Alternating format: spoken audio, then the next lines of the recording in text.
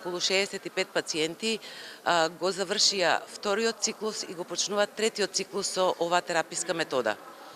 Овој метод на лекување започнува од кога ќе завршат хируршките третмани и затоа ние сме последни во тој ланец на лекување на овие пациенти.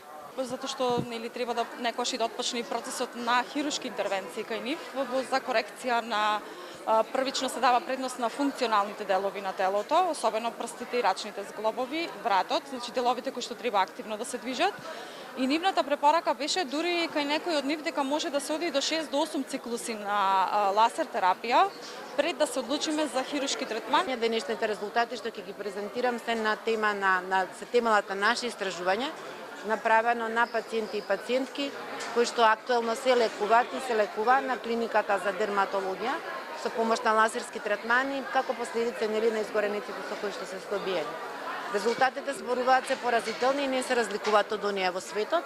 Имено дека кај 1/3 од испитаниците се бележи раст на анксиозноста, раст на депресивноста и знаци за посттравматско стресно нарушување.